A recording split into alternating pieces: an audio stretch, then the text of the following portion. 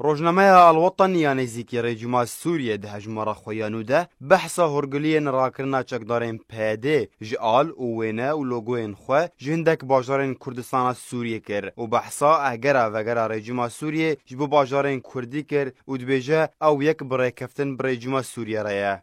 روزنامه الوطن لسر زاری جدارین خو بلاف کریه گوریوبریا پیده دست براکرنا آلن خو هر وها وینین شهیدین خو وینین عبدالله اوجلان جادین باجار قاموشلو حسکه کریه.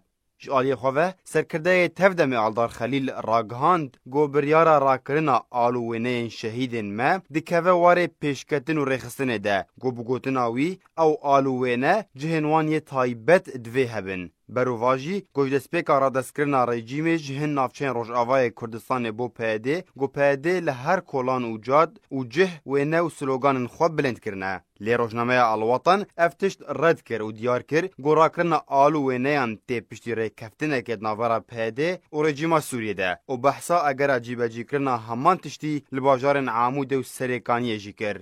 ده همان مجارده الوطن راگهاند گو رژیم اسد بنیاز گوناوندا خویا لشکریا نچاری وگرینه هندک باجارن کردی و دیار کر گو راکرنا خالن کنترول لباجارن قامشلو حسکه پینگاوک دسپیکیه و دمک نزیک ده و خالن کنترول ین هفبش دناورا رژیم اسد و چکدارن پیده ورن آوا کرن. بریا چند روزان چکدارن پیده آلو وینین خوال باجار قامشلو جرا کرن. هفدمی ویکی جی رژیم اسد دست ببر فرح کرن و بهز کرنا خالن خواه ین کنترول لباجار قامشلو کرن.